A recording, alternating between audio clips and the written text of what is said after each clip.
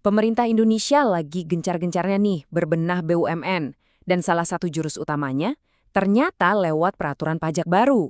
Yap, sebuah aturan yang bisa jadi kunci buat bikin BUMN kita jadi jauh lebih efisien dan kompetitif. Penasaran kan gimana cara kerjanya? Yuk kita bedah bareng-bareng. Nah, ini dia bintang utamanya. Peraturan Menteri Keuangan atau PMK nomor 1 tahun 2026. Anggap aja ini semacam buku panduan baru atau rulebook yang memang dirancang khusus untuk memuluskan jalan restrukturisasi BUMN. Semua yang perlu kita tahu ada di sini. Dari awal peraturannya aja udah jelas banget tujuannya. Tertulis di sana, untuk mendukung transformasi BUMN melalui restrukturisasi. Jadi ini bukan sekedar aturan teknis biasa ya, tapi ini adalah sebuah langkah strategis yang disengaja untuk memperkuat perusahaan-perusahaan milik negara kita. Oke, biar gampang, kita akan kupas tuntas aturan ini dalam 5 bagian. Kita mulai dari gambaran besarnya dulu, terus kita masuk ke perubahan paling inti soal nilai buku.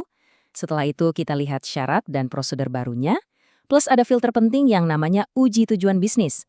Dan terakhir, kita intip konsekuensinya kalau sampai ada yang melanggar. Siap? Mari kita mulai.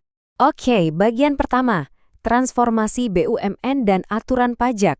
Di sini kita coba pahami dulu, gimana ceritanya sebuah aturan pajak bisa jadi alat yang begitu ampuh dalam agenda besar pemerintah untuk menata ulang BUMN. Jadi, siapa sih yang bisa dapat fasilitas keren ini? Jawabannya jelas, BUMN alias Badan Usaha Milik Negara. Menurut aturan ini, BUMN itu adalah badan usaha yang modalnya sebagian besar dimiliki langsung sama negara. Penting banget buat kita pahami ini, karena seluruh fasilitas ini memang dirancang eksklusif untuk mereka.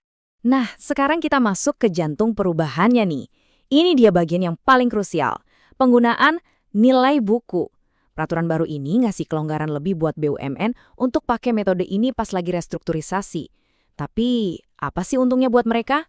Coba deh, lihat perbandingan ini. Normalnya, kalau ada transfer aset, pajaknya dihitung dari nilai pasar saat itu juga. Kalau ada untung, ya langsung kena pajak. Jeger! Tapi, dengan metode nilai buku, pengalihannya dicatat berdasarkan harga belinya dulu. Ini bukan berarti pajaknya hilang ya, tapi ditunda. Nah, buat perusahaan yang lagi berbenah, bisa menunda pembayaran pajak itu ngasih ruang napas yang luar biasa besar. Jadi, ini dia pokok perubahan utamanya.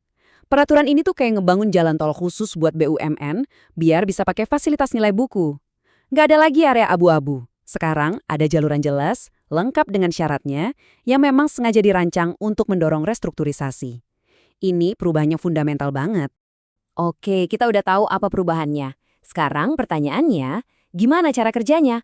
Apa aja langkah-langkah praktis yang harus diikuti BUMN biar bisa menikmati fasilitas ini?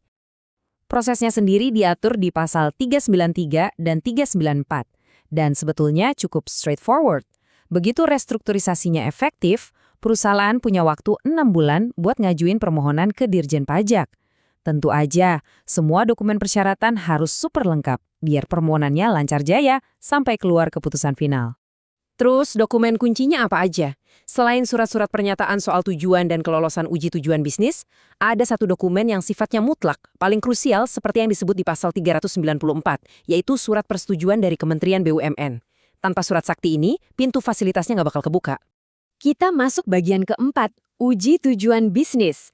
Pemerintah memang ngasih kemudahan, tapi pastinya ada pagar pengamannya juga dong. Nah, disinilah peran uji tujuan bisnis atau Business Purpose Test. Jadi filter yang super penting buat mencegah penyalahgunaan. Jadi, apa sih sebenarnya uji tujuan bisnis ini? Gampangnya gini. Ini tuh semacam daftar cek untuk memastikan kalau restrukturisasi yang dilakukan itu alasannya beneran buat bisnis, buat sinergi, bukan cuma akal-akalan buat menghindari pajak. Pasal 393 ngejelasin ada 5 syarat utama. Pertama, niatnya harus murni buat sinergi bisnis. Kedua, kegiatan usahanya harus tetap jalan terus, sebelum dan sesudah restrukturisasi. Ketiga, perusahaan barunya harus komit lanjutin usaha minimal 4 tahun. Keempat, aset yang dipindahin nggak boleh buru-buru dijual, harus ditahan minimal 2 tahun.